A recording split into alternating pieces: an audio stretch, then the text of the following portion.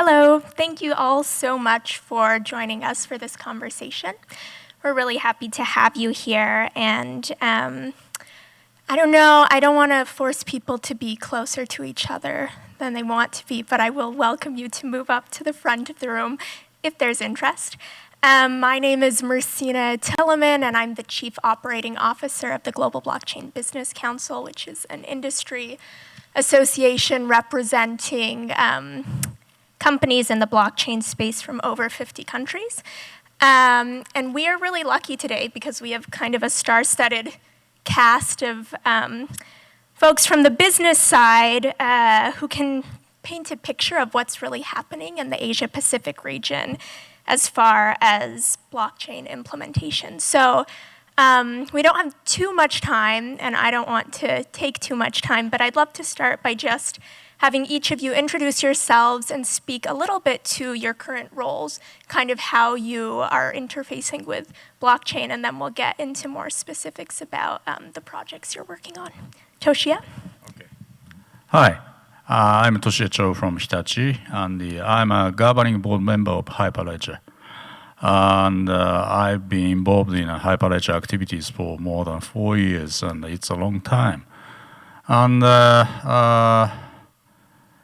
I am head of the business planning for the blockchain-related business, along with the biometrics or AI or whatever. So, nice to meet you. Hi, I'm Baohua from Oracle. I have been working on Hyperledger project since its setup in earlier 2016. And I have been member of the TSC member in past 2 years. Currently, I'm leading the Oracle's blockchain development team, and we have the blockchain platform and the solutions for the on cloud and on-premise versions. Nice meeting everybody. Hello everyone, my name is Rajesh. I lead the blockchain practice at Mahindra. Mahindra, some of you may know, is a $5 billion IT giant from India. As part of my mandate in the organization is concerned, apart from evangelizing blockchain to the customers, we help them make blockchain real and practical, primarily from a perspective of either providing new customer experience, reducing cost or increasing revenue. Basically, we link our blockchain implementations to business outcomes and help customers internalize blockchain in their daily operations. Thank you so much. So to start, I'm going to ask a very big question, and then we'll get a little bit more specific as the conversation proceeds. But I'd love to hear from your perspectives and from kind of a macro perspective, what is the state of blockchain in the Asia-Pacific region? I remember going to China in early 2017 and having a meeting with a member of the Chinese Supreme Court, and he spoke to us in English about blockchain for over an hour. And I was incredibly impressed and also mindful of the fact that there is no chance, even today in 2020, I could have a similar conversation with a member of our Supreme Court in the United States. So I'd love to hear kind of your perspective on where things are at a very macro level. Okay, let me talk about the situation in Japan specifically. And maybe you noticed that the Gartner's hype cycle says that the blockchain is in a trough of the disillusionment. And we have conducted a bunch of POCs testing, and many financial institutions, many manufacturing companies, or many retailers are conducting such kind of POCs. But we cannot find very realistic applications so far in Japan, quite unfortunately. But it doesn't mean that nobody expects about the blockchain technology. Everybody expects, or everybody believes that the blockchain is a promising technology, but we cannot find the actual implementation of the technology into the real business. That's the current situation in Japan. But the situation will be changing a little bit And I will talk about that later. Thank you. Well, I will try to explain the situation in mainland China area. So overall, I would see currently the adoption are still on the very early stage. Yeah, even after 3 years after 2017. Yeah, we have been seeing hundreds of POCs, and we also have tens of projects that's in real production. However, most of the projects are still with a small size. We mostly under like 30 members, and we also found that the marketing demand is actually very ahead of the technology. The progress. Yeah, I will explain that later. So, based on our experience in terms of not only in India, but in regions like Asia, the regions like Singapore, Australia, we seeing a large-scale implementation on blockchain. Let me talk to you about India.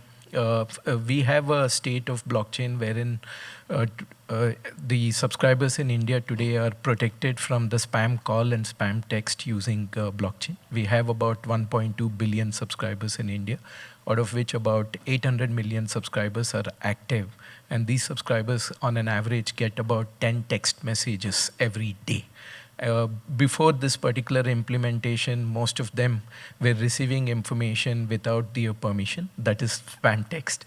And now the government has mandated that all the telcos should implement DLT, which is the distributed ledger technology and blockchain. And all the telcos have made a decision in favor of Hyperledger Fabric, but using a different cloud environment. And using that particular solution, the telcos have been able to protect the end consumers both from spam text and spam call. In fact, it's one of the world's largest multi-cloud implementation of Hyperledger protocol, as I said before, covering about 800 million subscribers.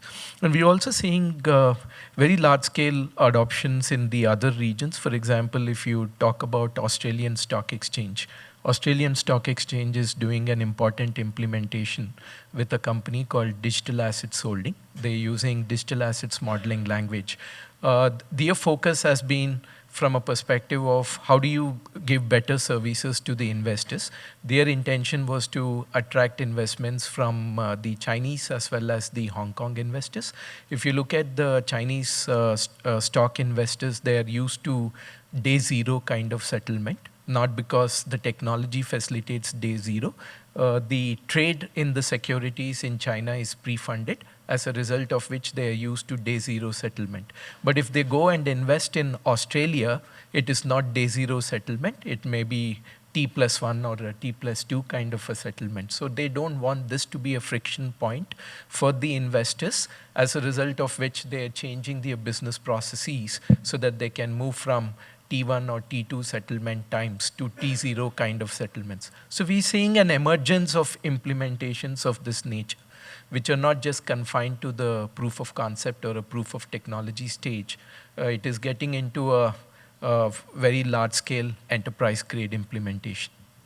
Thank you so much. And I'm glad you brought up the work that Digital Asset is doing with ASX, because I think it underscores an important point, which is that project has been in the works for many, many years. Right. I think it started in 2016, if I'm not mistaken. Right. And so it's not yet fully deployed, and it probably Absolutely. won't be several years yet until we see kind of the fruits of all of this work come to the fore. And I'd like to hear a little bit more from Baohua and Toshiya, what the use cases you're seeing that you're really excited about. I know you've said they're small scale, but what do you think are the implementations that are ripe for Japan, for China? What do you think is going to take in the next few years? Yeah, in the past presentations during this event, many people talked about the supply chain management or digital identity or something like that. And Hitachi Limited is a huge manufacturing company, and we ourselves want to deal with the supply chain management for our products. So we have a bunch of suppliers, and we have to control the quality of the parts. And if it is the case, we want to apply the blockchain technology onto our supply chain management. And after that, if it is successful enough, we can expand to other industries, not limited to Hitachi Limited and our subsidiaries or our clients or whomever. So traceability issue is quite important for manufacturing companies. And many clients, and including Hitachi Limited, are trying to deal with supply chain management using the blockchain technology. I think that's the hottest issue in Japan. Yes, I agree with that. The supply chain area is a major area for adopting blockchain technologies. And we also have a big customer based in Hong Kong.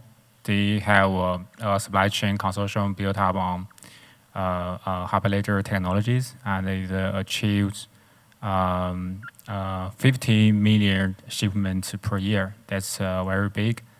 And another area I want to talk about is the finance service area.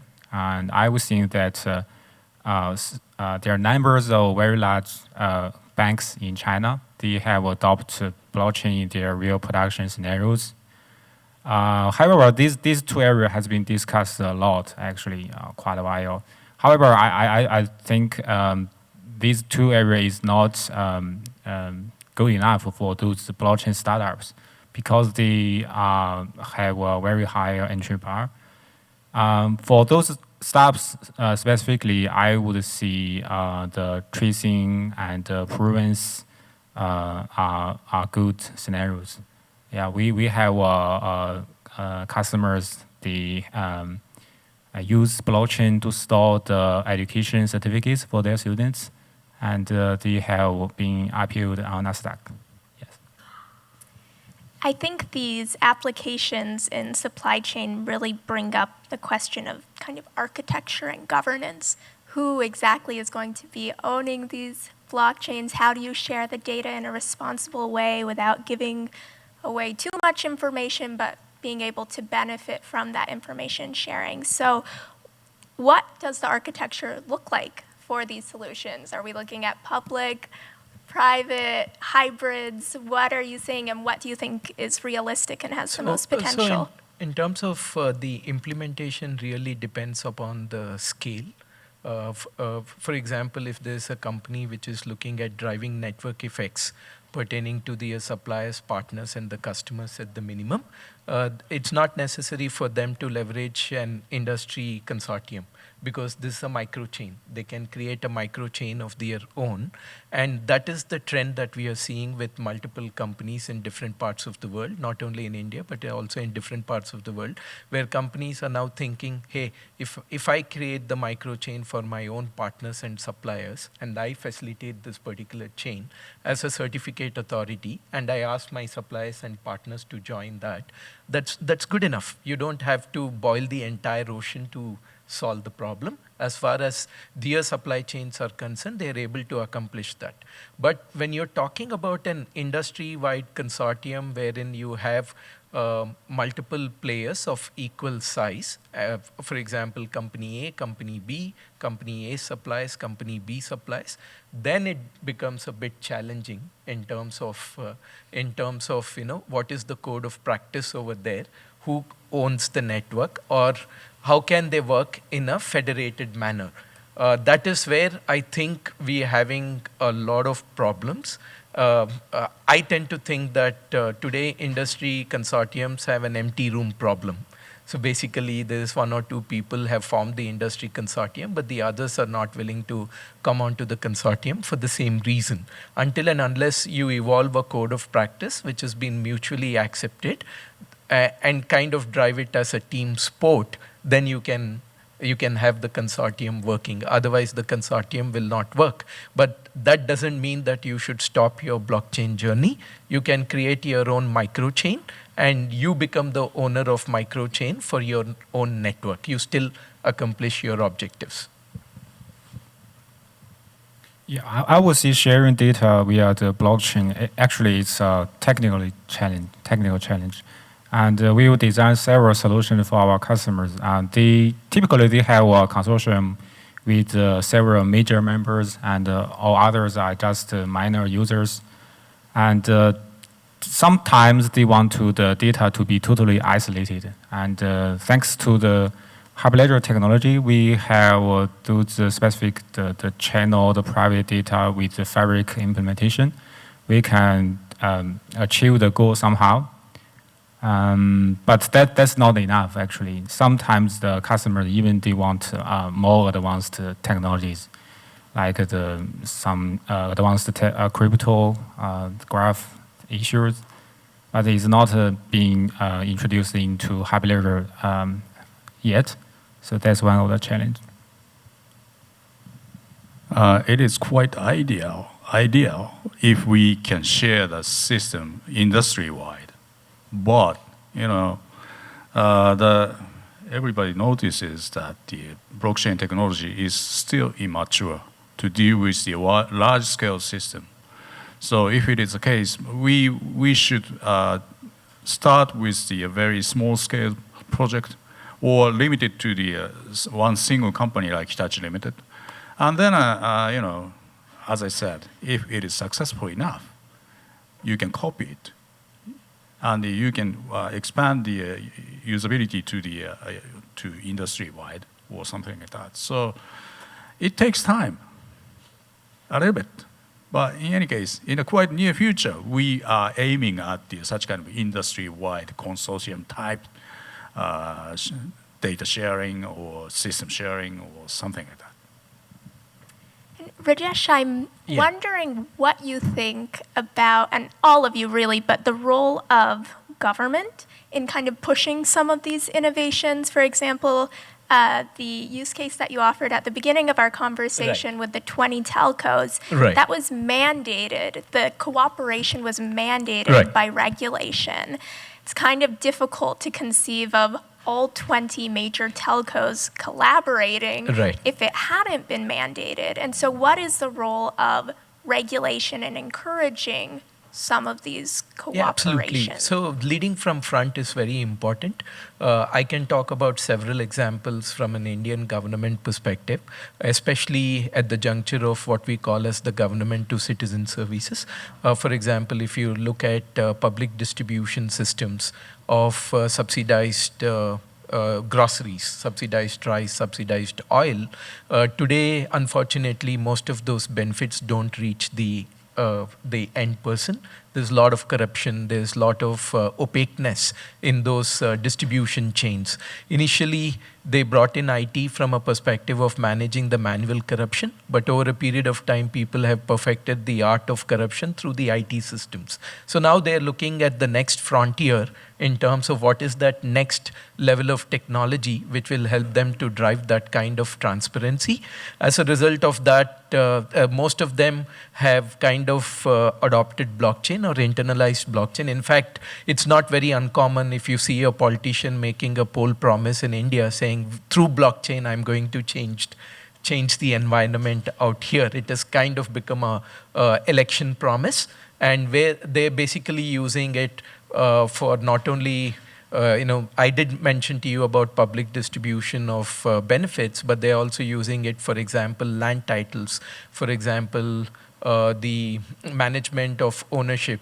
We are working with a local government in one of the province, wherein we are using blockchain to manage the ownership of a vehicle. So when the vehicle changes hands, or when the ownership changes, how do you ensure that those ownership details are updated in a seamless fashion? So we are seeing a lot of that adoption, not only in the Indian governments, we are also seeing that in other governments in the region.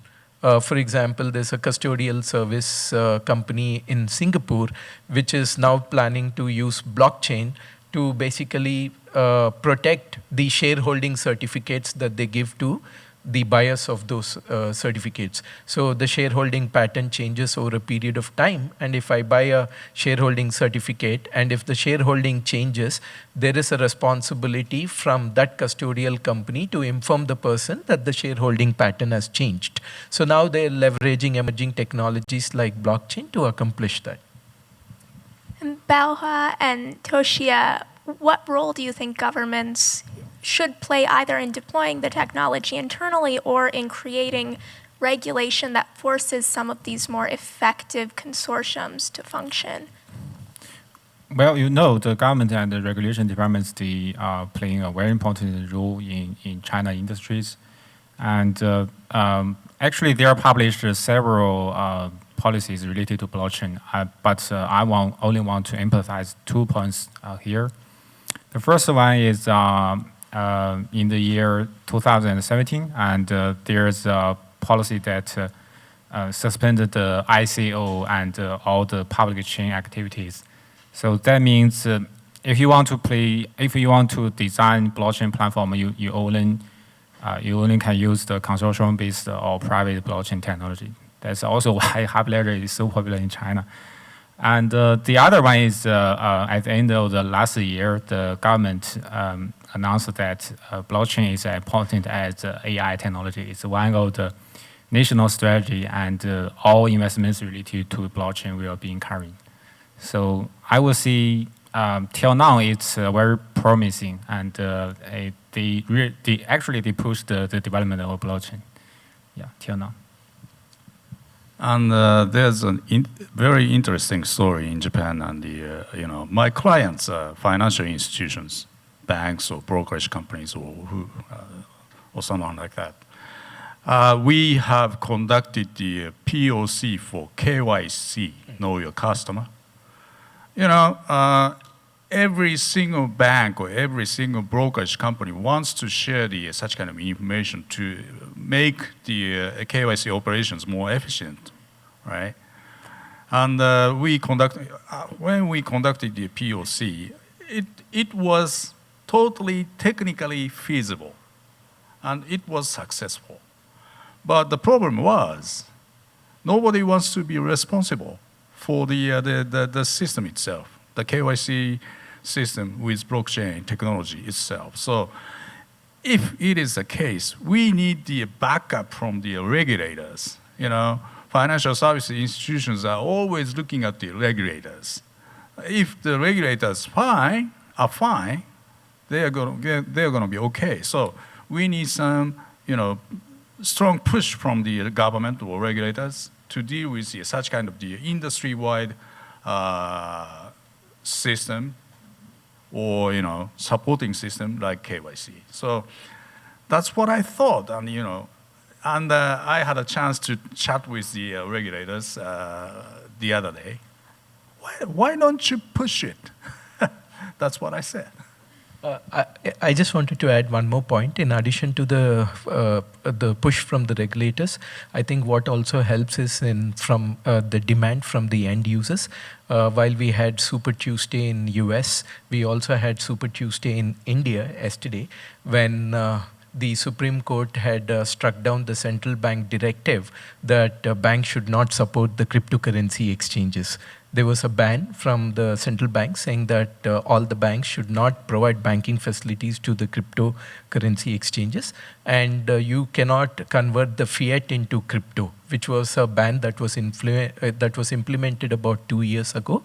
And a group of people have lobbied, filed a case in Supreme Court, and finally Supreme Court agreed that the central bank directive is unconstitutional and it has to be changed with immediate effect. So not only the regulator, the end user also plays an important role.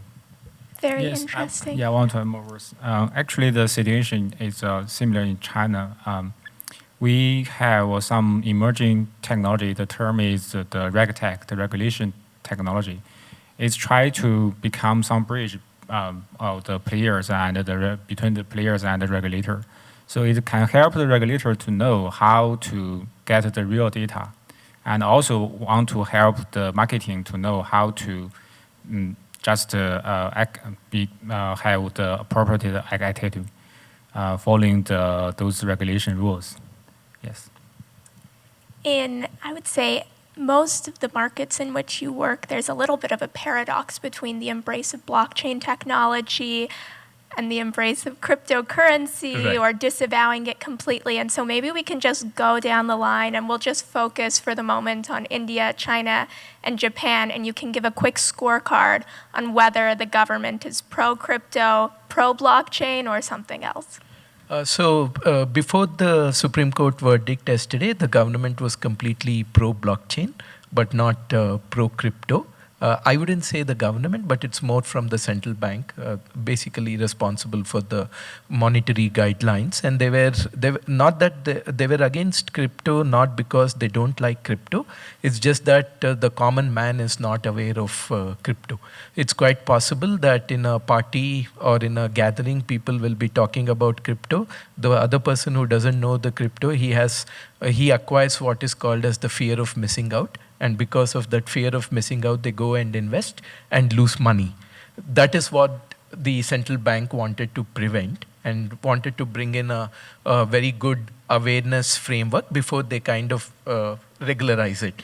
But the end users demanded something, but ultimately the end users won. So the thing has changed. That's why I was saying Super Tuesday in India as well. And from yesterday onwards, government is pro-crypto and pro-blockchain. As far as I know, the China government and the Russia government and the EU, they all take very seriously with the crypto technologies. And especially in China, the government, not the government, the central bank, they publish some policies that require all the blockchain platforms must enable the regional crypto standards besides the international one. So that will be one big challenge for open source technology like Hyperledger in the future.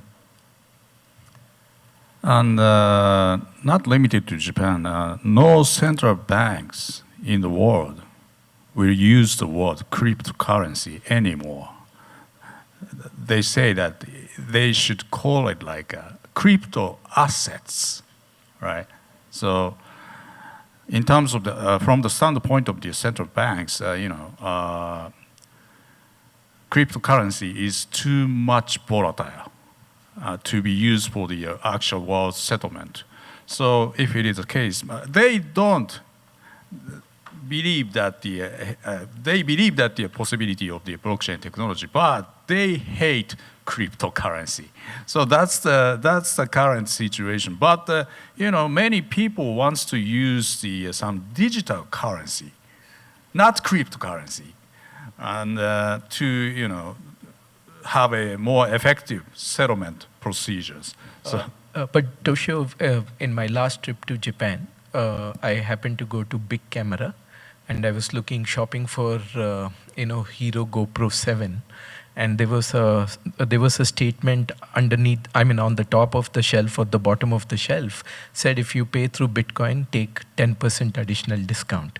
This was Big Camera in Tokyo. Yeah. That's true. But nobody uses that actually. Yeah, absolutely.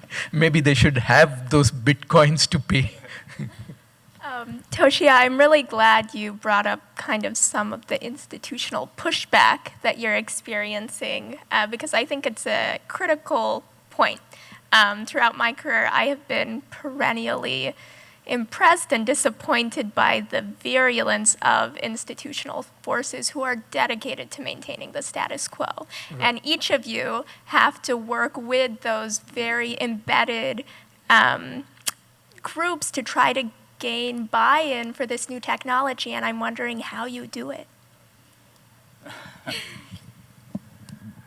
I used to be a banker before joining Hitachi, and at the time we say that bankers hate changes, right?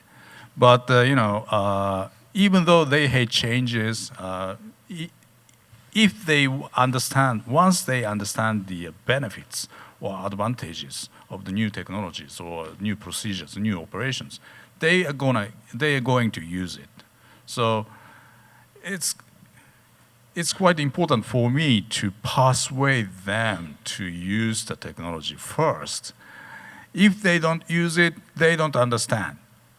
So, let them use that technology and let them believe in that technology. That's the initial step. Yeah, it's a little different in China actually. So maybe because the reason of most areas are still in the developing stages, I have seen that all the bank members, they are very crazy to learn those new technologies. They want to know everything about that. They maybe dislike the change, but they understand that the new technology will bring benefits to them. But I want to see that based on our experience with the customers, sometimes the customer may come to you and ask, can you give me some blockchain things or blockchain techniques? But they don't really understand what they need really, actually. Sometimes they want the entire solution. Sometimes they just want some education or training stuff. So you need to understand their real demands before you take action.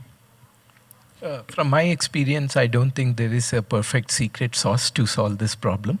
I've seen two combinations work. One is a top-down and another one is bottoms-up. Have been in situations where people at the operating layer wanted blockchain, but people in the management layer were unsure.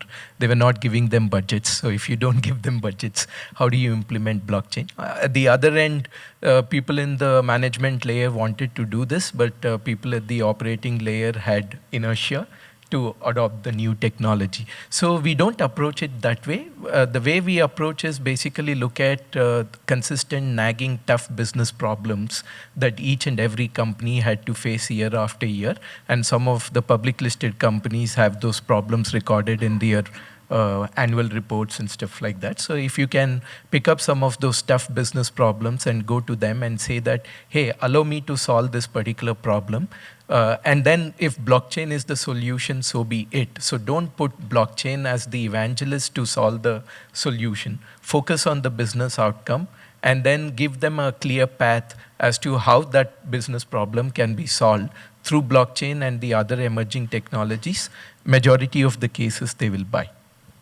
Such good points, all of them. So I could sit here asking questions for a very long time, but I'd love to open the conversation up to any of you who might have questions. We still have about 5 minutes, so does anyone have questions? Yes. Toshiya, at one point you mentioned that you asked them, why don't you push it? Did they answer your argumentation? So just because this is being filmed, the question was whether the regulators answered your question on why they don't push it more consistently. That conversation took place during the dinner time, so they didn't show me the clear answer. But I see. What will you answer in that situation if somebody asks you this question? Actually, I told them, why don't you push them? Why don't you push us to use that technology? Oh, okay. If everybody agrees to do that, that's fine. That's the regulator's viewpoint, right? But in any case, I just want to let them push more, right? Because they understand the problem of the procedures. They understand the problems of the operations. But they don't push us. Why don't you push us? Why don't they push us? That's it.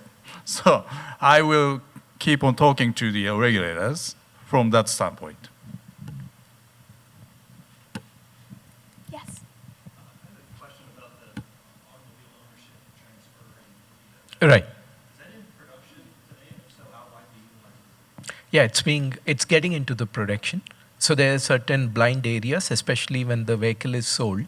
And before the permanent registration comes, we have something called as a temporary registration. I think it's the practice, same practice the world over, and a lot of manipulations during that particular period, number one. Number two, especially when there's a hit and run case on the road, it becomes very difficult to establish the ownership, because if the person has transferred the ownership, then you would go and reach out to the previous owner and not the current owner who was involved in the hit and run case. So that's where the governments want to correct those challenges, and the implementation is ongoing. Any other questions? Yes. When you're implementing, this is Ramesh Reddy, yes, CEO of cybersecurity, focusing on cybersecurity, marketing, when you actually implement the blockchain, sometimes data can be in different places. There are various data privacy laws and regulations going on, like GDPR and Yeah. California CPA. How all those things are going to be affecting the blockchain projects? Any comments? So the question was about how data privacy laws impact some of these use cases. Yeah, it really depends upon whether you're talking about public implementation of blockchain or a private implementation. Most of the enterprise implementations are permissioned in nature, wherein they have clear-cut guidelines as to who accesses information at what frequency and at what level. So most of these implementations conform to those data security policies. However, when you're talking about a public implementation of blockchain, and if a company is a custodian of the PII information, then it becomes a little challenging in a public kind of an architecture. But at an enterprise level, it's all permission. So we haven't seen much of an issue over there, but you need to put in place in terms of the various data security standards and the regulatory compliances. And from the blockchain service providers side, I would say it's very difficult to control such PII onto the blockchain. You know, that's totally out of control. So that's one of the issues we need to talk to our customers before they design the business logics, smart contracts on top of blockchain. And we can control the accessibility to the data. So some data, some information can be private, and some information can be public. So you can separate the such kind of accessibility using the new technology. So in a blockchain world, everybody believes that everything will be shared, but that's not true. You know, some data can be accessed by someone special. Someone specific, or some data cannot be accessed by someone specific. That's it. So, but it's on chain. It's there. Yeah, Cannot be. it's the point-to-point encryption. Well, I think we're just about out of time, but to wrap things up, I'd love for each of you to tell me what we're going to be talking about next year in terms of Asia Pacific. What will be the big development that is on everyone's minds? I hope that the real business application can be found in Asian Pacific region, especially in Japan, hopefully. I want to see their those technical challenges related to cryptography will be welcome. From my perspective, I think it will be like finding the real utility for cryptocurrencies apart from using them as speculative assets. That's from a public blockchain perspective. And from an enterprise blockchain perspective, how do you scale up the transactions? And as more and more enterprises start implementing their own blockchains, interoperability becomes a major point of consideration. So I guess it will be interoperability with regards to enterprise blockchains, also public blockchains, and the real value of cryptocurrency. Excellent. Well, thank you so much to our exceptional group of panelists. There is a lot of tremendously exciting activity happening in that region, and we really couldn't have found a better crew to discuss it. So thank you so much. Thank you very much.